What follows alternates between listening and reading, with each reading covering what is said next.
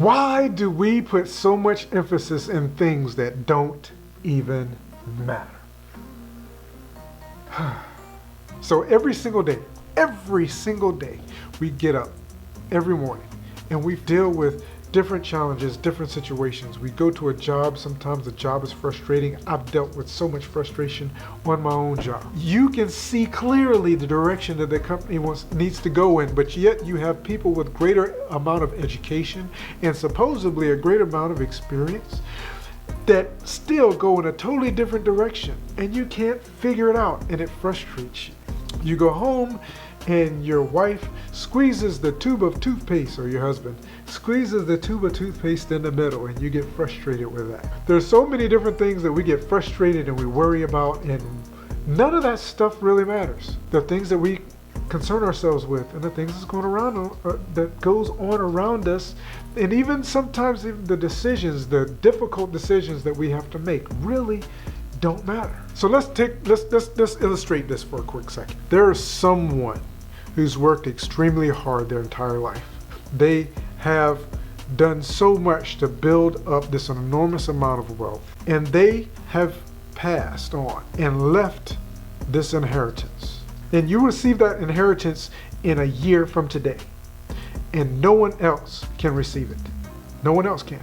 And the only stipulation for you to receive that inheritance in a year from today is that you have to openly state to the world that you are a part of this individual's family. You are an heir. You are a relative to this individual. And as long as you state that openly to the world, then you will receive that inheritance. No one can take it from you, but you have to state it. And not only that, check this out. You don't have to state it today. You've got from now until day 355 at 11:59 midnight to state that you are that person's heir. And when that person left the inheritance, they were thinking specifically about you.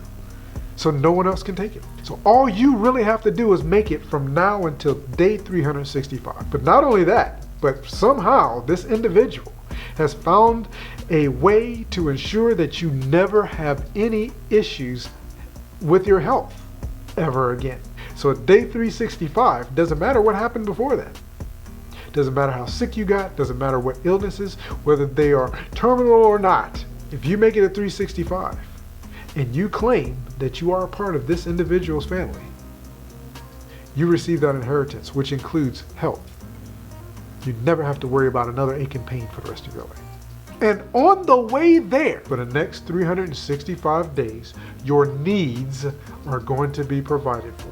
Now you can make choices in the process that can provide for your needs in a greater way, or you can make choices where sometimes you may lack. Some days shelter may be a tent in the woods. Some days your transportation is nothing but your feet. For the next 365 days, that provision of clothing that you have is 2 pair of underwear, 2 pair of socks, 2 pair of pants, 2 shirts, so that you have to wash your garments daily so that you can have them clean.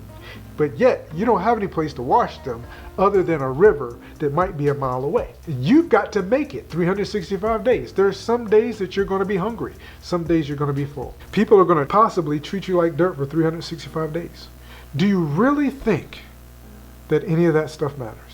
And I have to say, that's the same thing that Jesus, the gift that God gave us through Jesus Christ, is that we have until the day that we close our eyes to accept that we are a part of His family and accept that Jesus died on the cross for us so that we can live and spend eternity with Him.